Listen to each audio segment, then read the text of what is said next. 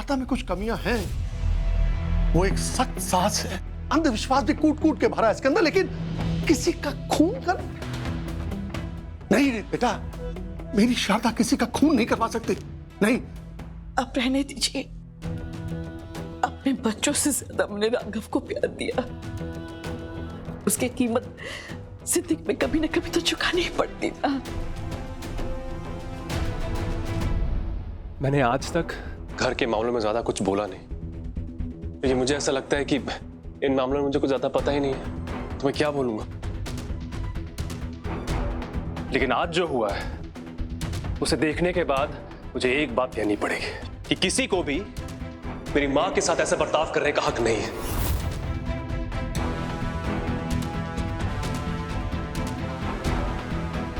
मैंने और वीरू भैया ने हमेशा राघव भैया को अपने से ऊपर रखा, हमेशा उनकी इज्जत की। पता है क्यों? क्योंकि मां ने हमें ऐसा सिखाया। हमेशा भैया के पीछे खड़े होकर उनका साथ दिया है। कभी मां से यह सवाल नहीं किया कि मां आपके दिल में जो हमारे लिए जगह होनी चाहिए थी, वो जगह आपने भैया को क्यों दी।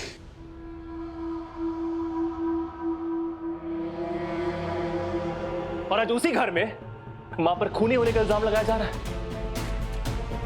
अपना प्यार, अपना समय राघव भैया और इस घर को दे दिया, और आज उनको इस जुर्म की सजा मिल रही है कि अपनी पूरी जिंदगी इस घर के लिए फूंक दी। आई एम रियली सॉरी, पर मैं ये बर्दाश्त नहीं करूंगा।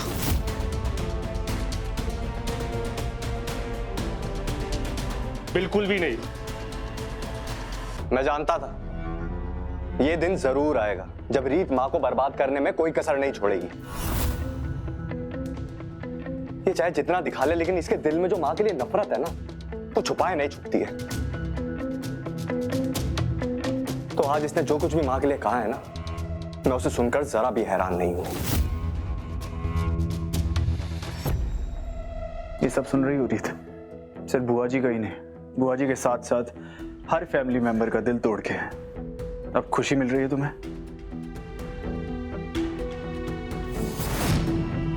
क्या ये सब डिजर्व करते हैं हम? राघव, अगर बाकी लोग बुआ जी का असली चेहरा नहीं देख पा रहे तो इसका मतलब ये नहीं है कि मैं गलत हूं। इसका मतलब बस ये है कि अब मुझे दुगनी कोशिश करनी पड़ेगी बुआ जी का असली चेहरा सबके सामने लाने के लिए।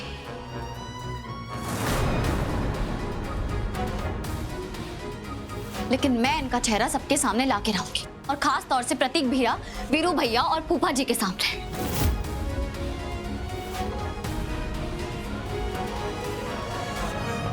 बस कर, चुप हो जाए। तू ज्यादा मत बोल। क्या कर रही है मम्मी, मैं जो कुछ भी कर रही हूँ इस परिवार को बचाने के लिए कर रही हूँ, और स्पेशली राघव को। तो बंद करो मेरी फिक्र करना।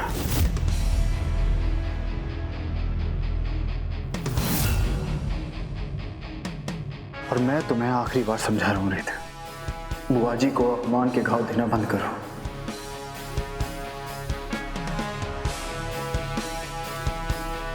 राघव,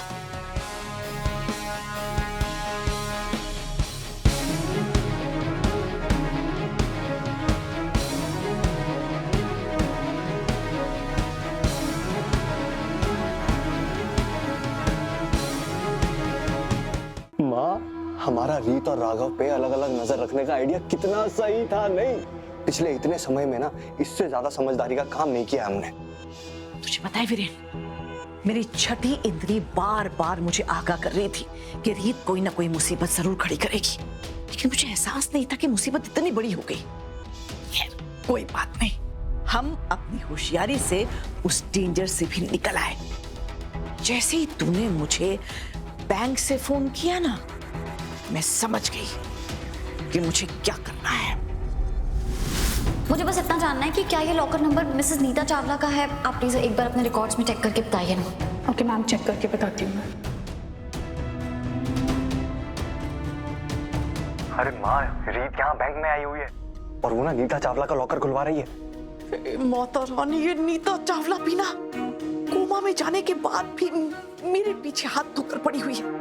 पता नहीं अब उसने अपने लॉकर में मेरे खिलाफ क्या बंद करके रखा होगा। सुन, तू वही रह और पता करने की कोशिश कर कि रीत को मेरे खिलाफ क्या नई जानकारी मिली है। लेकिन उसके बाद जियो जियो, रीत के बैग से जो तूने वो फाइल उड़ाई है, गर्व से तेरा माथा चूमने का दिल करता है। शाबाश। थैंक यू माँ, थैंक यू। पर आपको पता है आसान नहीं था वो।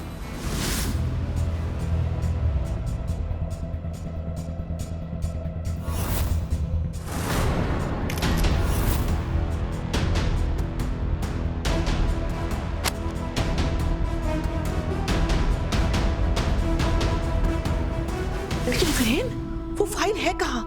हमें उसे जलाकर राख करना होगा। देख, रीत अब सारा सच जान गई है कि मैं उसके पापा की मौत की जिम्मेदार हूँ।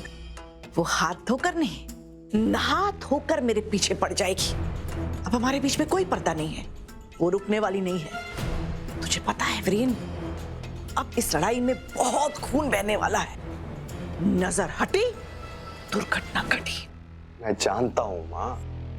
आप ये लीजिए। ये क्या है? ये उसी फाइल की राख है जिससे रीत ये साबित कर सकती थी कि आपने रीत के पापा का खून किया है। अब इसके राख होने के साथ ही रीत की हर उम्मीद स्वाहा हो जाएगी।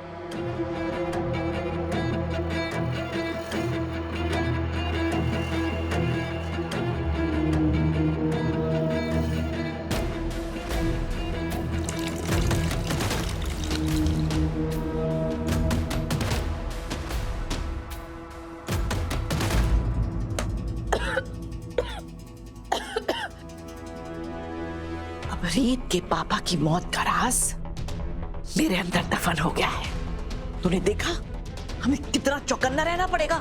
मैं सब समझ गया हूँ माँ, मैं सब समझ गया हूँ।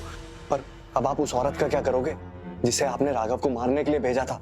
अरे वीरेन, ओ बिना, उस औरत को तो मैं देख लूंगी।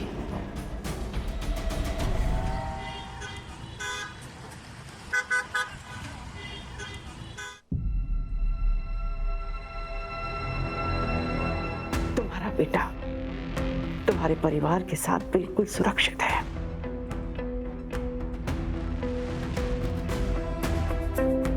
लेकिन तुम्हारा बेटा तब तक सुरक्षित है जब तक तुम्हारा मुंह बंद है।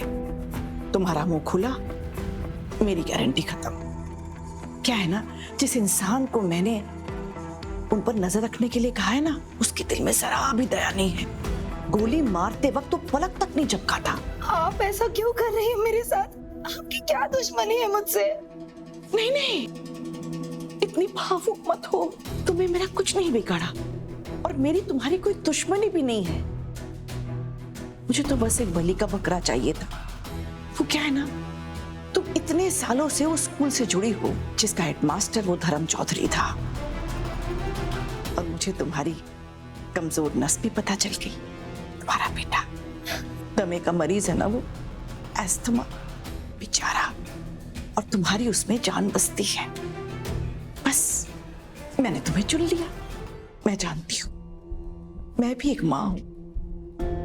अपने बच्चे को बचाने के लिए एक मां किसी भी हद तक जा सकती है। तो जो इल्जाम तुमने अपने सर पे लिया है उस पर कायम रहो। तुम्हारे बेटे की, तुम्हारे परिवार की जिम्मेदारी मेरी।